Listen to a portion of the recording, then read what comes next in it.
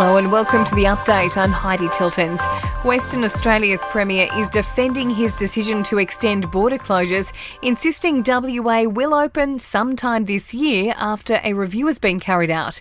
7 new local COVID infections have been recorded overnight. Premier McGowan says he's trying to avoid a catastrophe. Now, what's going on in the eastern states is both an emergency and a catastrophe, and deliberately seeding thousands of cases here in the first day or week into Western Australia would mean we just follow the exact same route of New South Wales. COVID cases and hospitalisations have fallen in Victoria over the past 24 hours.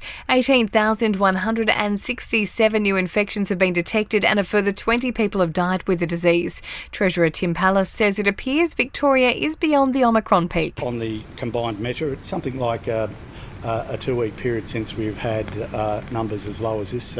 While New South Wales has recorded its deadliest day of the pandemic, 46 people with the virus have died. 25,168 new cases have been recorded, including 10,015 through at-home tests. Serbia has revoked the licences of Australian mining giant Rio Tinto as the diplomatic fallout continues from Novak Djokovic's deportation. Serbia's Prime Minister says her government agreed with green groups that the $3 billion Jadar lithium project should be scrapped. The move comes just a week after the Immigration Minister cancelled the tennis world number one's visa on public health grounds. A Melbourne police officer has been charged after allegedly slamming a man into the ground at Flinders Street Station last September. An internal investigation was launched into the 36-year-old after video of the incident was widely shared on social media.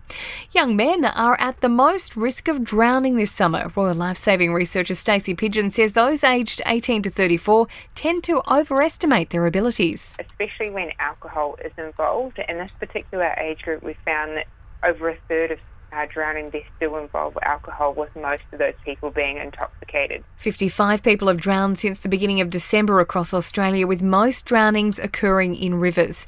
And new research reveals Australians no longer have a laid-back, no-worries attitude. A Trustpilot survey shows 72% of people hold a grudge, and the average person holds 5 at any time. In sport, Australia will kick off the defence of its T20 World Cup with a clash against New Zealand at the SCG.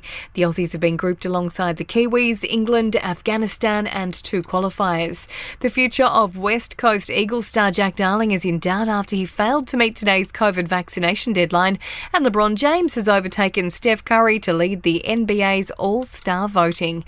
In entertainment news, Adele has left fans in the US furious after cancelling her Vegas residency just 24 hours before the first concert. The singer has posted a heartfelt message on Twitter blaming COVID amongst her crew members as the reason.